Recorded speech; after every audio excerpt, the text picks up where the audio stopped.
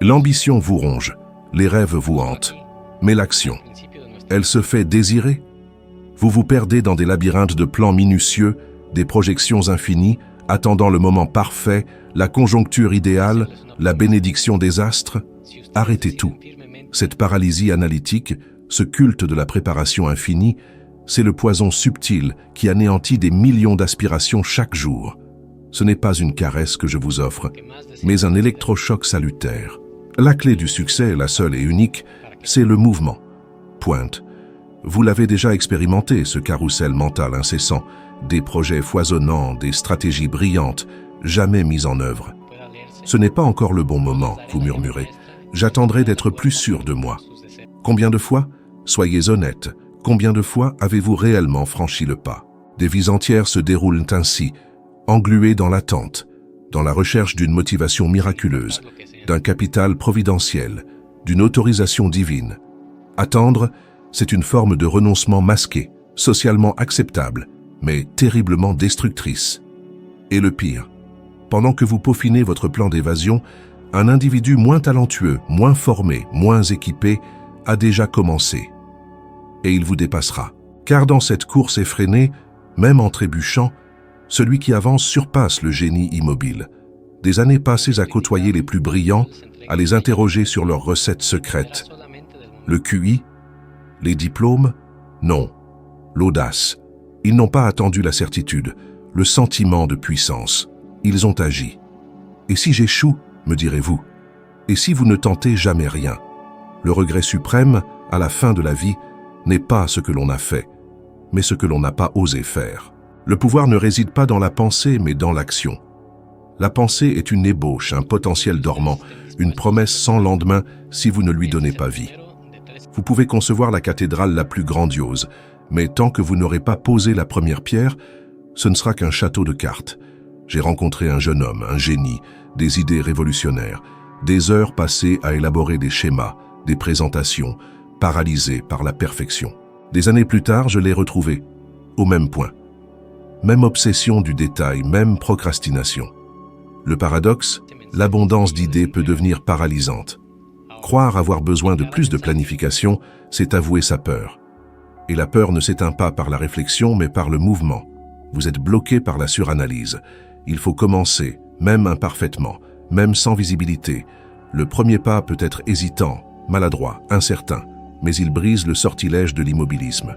Chaque pas nourrit la force, qui engendre la confiance, qui produit cet élan vital, cette énergie inarrêtable qui vous propulse, même quand le chemin se complique. Les réussites ne se mesurent pas à l'intelligence, mais à un comportement précis. Les gagnants décident vite et changent lentement. Les perdants décident lentement et changent constamment. Pourquoi? Parce que les premiers s'appuient sur un objectif, non sur le doute. Des études de Harvard montrent que ceux qui décident vite en fonction de leur but ont 12 fois plus de chances de succès en 5 ans que les plus prudents. Combien de formations inachevées, de vidéos de développement personnel visionnées sans application concrète, d'idées brillantes restées dans le tiroir? Je ne vous juge pas, je vous secoue. La seule chose qui vous sépare de la vie rêvée, c'est l'action que vous refusez. Plus vous tardez, plus le poids de cette décision vous écrase. Votre rêve pourrit en vous, jusqu'au jour où vous cessez de rêver.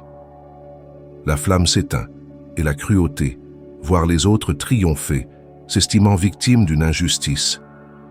Non, la différence, ils ont bougé, sans tout savoir, avec peur, en faisant des erreurs. Il ne faut pas être le meilleur, mais celui qui refuse de rester figé. Dans la vie, le penseur est distancé, le faiseur, il gagne. Vous aspirez à la clarté, à un signe divin, à une révélation miraculeuse avant d'agir, elle ne viendra pas.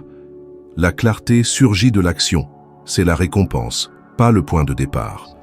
Quand j'aurai toutes les réponses, les jours filent, les semaines, les années. Rien ne change. Le savoir sans action devient confusion. L'action, même imparfaite, engendre la sagesse. Pensez et devenez riche. Mon propre chemin, un océan d'incertitude. Pas de plan parfait, mais une impulsion. Chaque page écrite, chaque rencontre, apportait la lumière, non pas parce que j'avais un plan, mais parce que j'étais en mouvement. Les réponses surgissaient sur le chemin. Vous attendez le détail, le manuel d'instruction? Vous le découvrirez en écrivant votre propre histoire. Comme conduire de nuit, les phares ne vous montrent qu'une portion de route, mais suffisante pour avancer. Combien de choses avez-vous laissé de côté pour scruter l'horizon entier avant même de démarrer? Ce besoin de contrôle, c'est l'ennemi du progrès. Derrière ce « j'ai besoin d'en savoir plus » se cache la peur, l'échec, le jugement, la chute. Personne n'y échappe. Agir, même sur une mauvaise voie, permet d'apprendre, de grandir, de rectifier le cap. L'immobilisme vous engloutit dans des doutes insurmontables. Des études de Stanford prouvent que l'action active les centres de la récompense et de la motivation. La suranalyse, la zone de l'inquiétude. Votre corps, votre cerveau réclament le mouvement. Je cherche ma voie. Alors commencez quelque chose. La passion ne se trouve pas en attendant, mais en essayant. Sara Blakely, Spanx, rien n'y connaissait en mode, mais elle a agi. Un bloc-notes, des croquis, des refus, mais elle a persévéré. Pas besoin d'un plan parfait, mais d'un pas, puis d'un autre. Il ne s'agit pas de savoir, mais de découvrir. Pas d'être prêt, mais engagé. La plupart des gens ne sont pas confus. Ils ont peur masquée par la procrastination déguisée en préparation. Vous enterrez vos rêves, nourrissant une frustration silencieuse. Choisissez ce qui vous rapproche de votre objectif. Un cours, un appel, un projet, une idée. Exécutez-le. La clarté n'est pas dans la pensée, mais dans l'acte. Le mouvement est l'ennemi juré de la peur. Elle ne se nourrit pas de votre force, mais de votre inertie. Agissez, même tremblant, même incertain, et elle s'amenuise. La plupart attendent de se sentir fort, prêt. Cette attente dure toute une vie. La véritable courage ne se manifeste pas avant, mais pendant l'action. Vous ne devenez pas courageux pour agir, mais en agissant. Mes premières conférences, les jambes qui tremblent, la voix qui tremble, la peur hurlait. Mais j'ai respiré et j'ai franchi le pas. Chaque mot étouffait la peur, non pas qu'elle ait disparu, mais je l'ai affrontée en marchant. Le positif ne suffit pas. L'action est le seul antidote. Rosa Parks, une femme simple qui a refusé de céder sa place. Elle avait peur, mais elle a agi malgré la peur. Un acte qui a bouleversé l'histoire. Combien de fois avez-vous laissé la peur vous paralyser? Le doute vous a convaincu qu'il n'était pas encore le moment? La peur ment, elle se déguise en logique, en prudence. Attends encore un peu. C'est un muscle, plus vous le nourrissez, plus il grandit. L'action l'affaiblit. Des études de Columbia révèlent que l'action physique est perçue comme un signe de sécurité par le cerveau. Agir transforme chimiquement la peur. Vous n'abattez pas la peur avec des pensées, mais avec des pas. Vous pouvez trembler, pleurer, douter. Un pas suffit. Il ne faut pas être audacieux pour faire de grandes choses, mais les faire malgré la peur. Transformez le « et si ça rate » en « regardez ce que j'ai accompli ». Vous attendez le calme, la clarté, ça n'arrivera jamais. Les réussites ne sont pas des héros sans peur, mais des êtres mus par un but supérieur à la peur. La peur n'est pas le problème, c'est votre arrêt. En refusant de vous arrêter, elle perd ses armes. Cette angoisse, cet auto-sabotage, ce « demain je commence ». Demain est une illusion. Pendant que vous réfléchissez, quelqu'un agit. Un groupe agit malgré la peur, l'autre se laisse paralyser. Vous attendez d'être courageux, vous passerez votre vie à admirer ceux qui ont commencé avec peur. Comme enfant, la peur de plonger, puis la joie de ressortir. La peur est restée au bord. Vous l'avez traversée, plongé dans les défis, l'inconfort, l'incertitude. Vous ne serez plus le même. Cela fait mal, c'est inconfortable, vous pouvez échouer. Mais il n'y a rien de plus pénible qu'une vie dominée par des peurs mesquines. Elles vous garderont petit. Avoir peur ne vous rend pas faible, mais laisser la peur décider pour vous, c'est l'abdication. La courage n'est pas l'absence de peur, mais l'action en dépit de la peur. Dès le prochain pas, même tremblant, vous ressentirez quelque chose qu'aucune préparation ne procure, le sentiment d'exister vraiment. Pas besoin de changer le monde en 24 heures, mais un pas, n'importe lequel. La transformation n'est pas un seul saut, mais une suite de pas. La plupart espèrent un moment parfait, une inspiration divine, illusion. Ce qui bâtit un empire n'est pas un éclair de génie, mais des petites actions régulières, silencieuses. Faire ce qui doit être fait, même sans envie, même sans reconnaissance. 45% de ce que vous faites ne résulte pas d'une décision consciente, c'est le fruit de vos habitudes. Ne comptez pas sur la motivation, cultivez la discipline, construisez des habitudes, même les jours difficiles. La constance transforme une action en comportement, en identité. Vous passez de l'aspirant au faiseur. Pensez à Edison. Plus de 1000 échecs avant la lampe.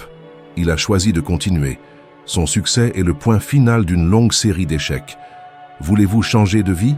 Arrêtez les formules magiques et bougez. Peu importe la fatigue, la peur, le doute, agissez. La force n'est pas dans la taille de l'action, mais sa constance.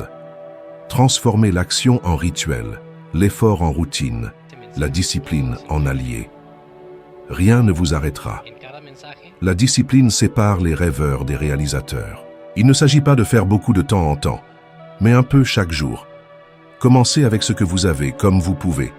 Chaque jour renforce votre volonté, construit la structure intérieure des grands résultats. La réussite, ce n'est pas un éclair fulgurant, mais un lever de soleil progressif.